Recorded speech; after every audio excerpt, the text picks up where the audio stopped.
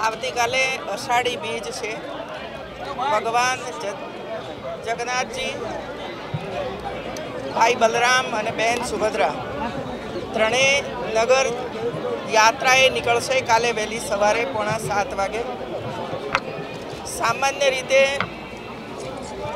ભક્તો મંદિરમાં આવીને ઈશ્વરના દર્શન કરતા હોય છે, પરંતુ અષાઢી બીજ એક એવી બીજ છે કે સ્વયં ભગવાન એમના ભક્તજનોની દેખભાળ કરવા માટે જતા હોય છે। નગરના નાગરિકો બરાબર છે કે નહીં, સુરક્ષા છે કે નહીં, સુખીને સંપન્ન બને એવા આશીર્વાદ આપવા માટે જતા હોય છે। સવારથી લઈને સાંજ સુધીનો, મોડી રાત સુધીનો આ કાર્યક્રમ ચાલતો હોય છે। આ 138મી રથયાત્રા છે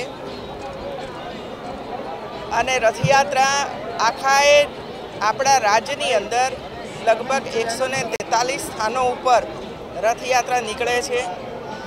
સરકાર અને સમાજ સૌ સાથે મળીને રથયાત્રા સંપૂર્ણપણે સફળ રહે, દર્શનાર્થીઓને કોઈ ભીડભાડ ન હોય અને બધા જ ભગવાનના દર્શન સારી રીતે કરી શકે એના માટેનો પ્રયાસ થતો હોય છે।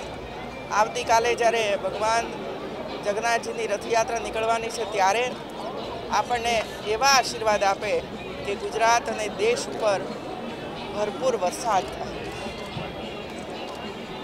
અને એટલા માટે ભગવાનને હું પ્રાર્થના કરું છું કે વરસાદ આપે, બારિશ આવશે તો ધન ધાન્ય પાકશે, ખેડૂત સુખી થશે અને ખેડૂત સુખી થશે तो बधा सुखी थशे।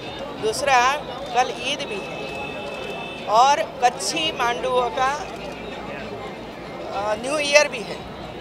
ये 3 धार्मिक प्रसंग एक साथ आए हैं, इसीलिए मैं ईद मुबारक भी सबको बोलती हूँ और भगवान जगन्नाथ जी सबको आशीर्वाद दें।